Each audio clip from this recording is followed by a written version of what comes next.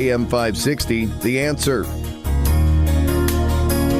Get the latest weather, traffic, and news updates online at 560theanswer.com. Now, from the Signature Bank Studios. If you're looking for the latest news, insight into what it means, and the sharpest opinion, there's only one station in Chicago where you can turn, and it's this one. We're AM 560, The Answer. Top of the morning, Dan Proft here, and as said, when can I'm sure this is a thought on a lot of people's minds, when can I retire and live the good life, focus on my golf game, don't have to worry about making ends meet, don't have to be under the thumb of the man. Tim Stearns is the president and founder of TJ Stearns in Arlington Heights. He's also the host of Protect and Grow Chicagoland Retirement. That is on Saturdays, noon to 1 p.m. on these airwaves. And Tim Stearns is in studio now joining us. Tim, thank you. Hi, Dan. Thanks for having me. All right.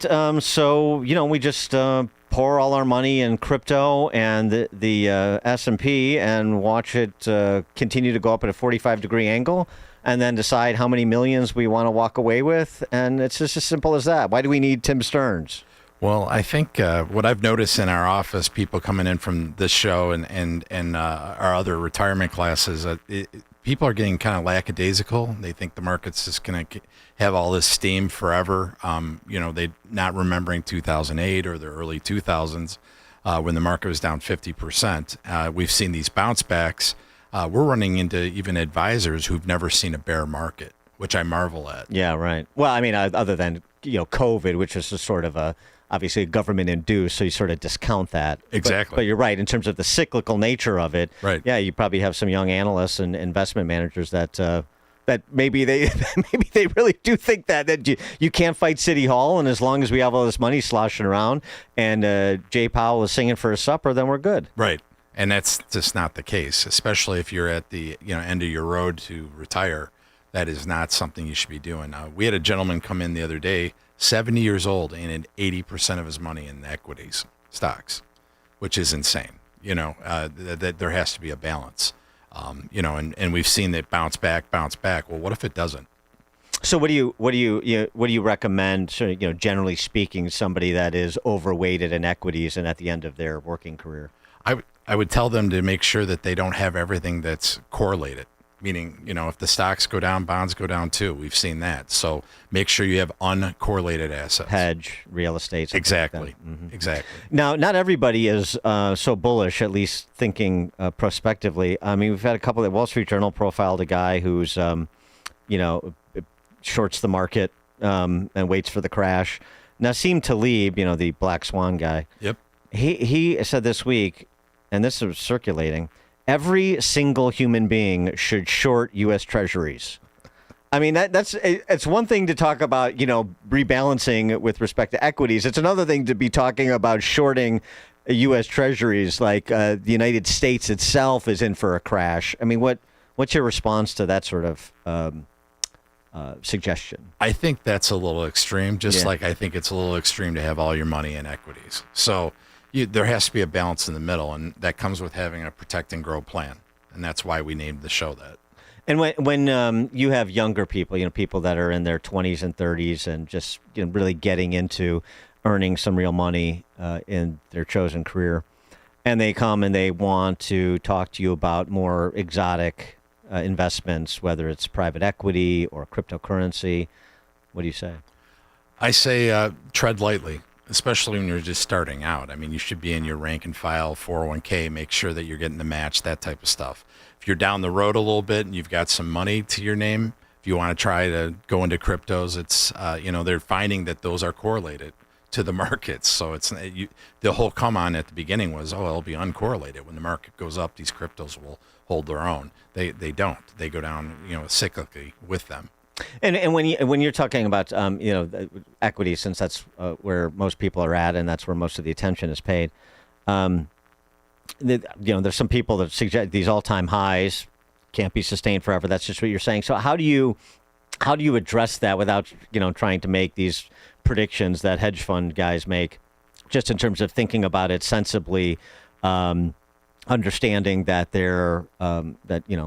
what cannot go on forever won't, and the Stein's law, but but like, what do you say to them now when things are going well and they, don't want to miss out for record highs before at some point they pull back? I mean, do you try to pick that point with them, or do you just say, now's the time to just look at the distribution of assets and how you're weighted, and then make adjustments accordingly based on what you think is not a specific date, but within a reasonable period of time, there's going to be some volatility?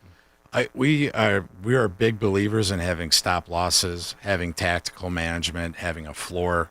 We're happy, and they're going to be happy that they can share in the upside, but we're not going to share in the downside as much as some of these guys who are just buying and holding. We don't believe in that.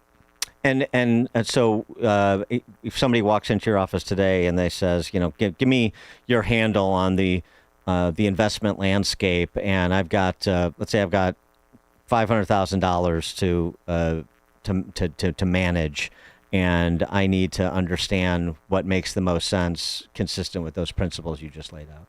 We're going to tell them that we're going to make sure that they're not going to harm themselves. So we're going to make sure there's a balanced portfolio that's going to have stop losses, curbs on the sides of it, so that we're not going to get hurt if the market downturns, especially if someone's 70 years old and about to retire. Mm-hmm. And thinking about retirement, planning that out in terms of, the sort of lifestyle you have that you want to maintain, Yep. and, what that spend looks like. And so what you need to, sort of the budget you need to live under, the expectations you need to have about what your return on investment will be combined with Social Security. I mean, that, looking at somebody who's 65 or 70 and saying, this is what the next 20 years is going to look like, and you need to start thinking about this accordingly. Right. And 9 out of 10 baby boomers don't have a plan. So we actually build a plan for them. It's very interesting to me that there's two misnomers. Number one, I'll be in a lower tax bracket when I retire. I ask people in our classes all the time, and 99% of the people say taxes are going to go up. And then the other one is that we're seeing people just realizing that they need to plan for a 25 to 30 year retirement and address taxes, long-term care, health care cost. Yeah, I mean, in Illinois in particular, I mean, even if your home is paid off, you have to think about budgeting for the carrying costs, right? And some people, property taxes are going to go up, but I mean, you really need to be sort of conservative in your expectations. I mean, in terms of like thinking, plan for them to go up more than you might think, what you think, and then add 20% based on what's going on in this state. And that, that's a material cost, and that can impact what you're doing otherwise. Exactly. And you need to plan for that. And we get down to the nuts and bolts of everything. I think a lot of baby boomers seem to have a number in their head that they need to hit, and then they're going to be fine. That's not the case. You need to have a portfolio that's going to throw off income. And how are you going to get there? And have safe income to ride out a 20% decline in the market. Do you find that most people think that they're going to have more disposable income than they're actually going to have? Do they overshoot it or undershoot what they're likely to have to limit themselves to in terms of spend annually? Well, 9 out of 10 Americans haven't addressed the long-term care aspect. So I think a lot of them kind of overshoot it. They think, well, if I have $4 million, I'll be fine. Well, I just heard of a gentleman the other day who's 68 years old and has the starting of dementia. He could live another 20 years with that, and those are things that can just drain down an account. So we're looking at the full gamut from A to Z: Medicare, Social Security, taxes, long-term care, your portfolio. You said most people come in with a target in mind of, what total assets I need in order to live the lifestyle to which I become accustomed. I mean, for the median household income, let's just say for round numbers here, it's $100,000. And, over the last 2/3 of my life, I made $100,000 or maybe a little bit more, that 100 to 150 range. And I've squirreled away a couple $1,000,000. I mean, is that sort of median for a upper middle income family in Chicagoland? That's sort of my sense of it. In Chicagoland, yes. And so I've got a couple $1,000,000 squirreled away in total. Yes. So is that enough for me to live the way that I've become accustomed to living in Arlington Heights? I don't know that, because if the market does do like what it did 2000 through 2010, we call it the lost decade, the market did a lot of gyrations, but ended up at the same point in 2010 that it started in 2000. Well, if I'm drawing money off of that during that time, I will be down money. And, if it's down, 50% in my first couple of years of retirement, then that could hurt really badly. Yeah. Yeah. I know, maybe people watching online, your son is in the business now. Yes. Jake Stearns. He's been hired. I mean, I'm not, just between us here. Hopefully Jake's not paying attention. I saw this piece about Gen Z in the Wall Street Journal, this professor at NYU's business school. They surveyed 2,100 experienced hiring managers in knowledge industry roles, that rely on human capital like yours. Yes, sir. The value of wanting accomplishments and success other people can see was first for hiring managers. That value came in 11th for Gen Z. 61% wish they had less of it in their lives. 61% of Gen Z had less wanting to see accomplishments and success. The next for hiring managers was scope, which reflects the desire of learning, action, and stimulation. That ranked 10th for Gen Z. Third for hiring managers was work centrism, the desire to work for work's sake. That's 9th for Gen Z. Then calculated how many Gen Z respondents identified achievement, scope, and work centrism in their top 5 values. Out of the 45,000 people who took the test, 154 identified achievement, scope, and work centrism in their top values. So I just want to give you a heads up. Yes. I mean, I'm not, Jay could be a black swan. He could be in the 2%. I don't know. Yeah. But I'm just saying you got a Gen Z problem a little bit. Well, my dad always said Jake was an old soul, and I'll give you one example is we would, being raised by a financial planner, right? He'd see a new neighbor, and I'd say, oh, John Smith has a new car, and Jake would go, it's probably a lease, right, Dad? He didn't pay for it. And that is a perfect example. Okay. Of all 3 of my boys kind of understand how a dollar works. Very good. Yes, you've weaned them well. Yes, Very sir. good. All right. Tim Stearns, president and founder of TJ Stearns in Arlington Heights, host of the show Protect and Grow Chicagoland Retirement, which is Saturdays on these airwaves from noon to 1. Again, you tune in to 560 The Answer for Protect and Grow Chicago Retirement with TJ Stearns. Tim Stearns, thanks so much for joining us. Appreciate it. Dan, thanks for having me. The stories you need to know to start your day. This is Chicago's Morning Answer on AM 560.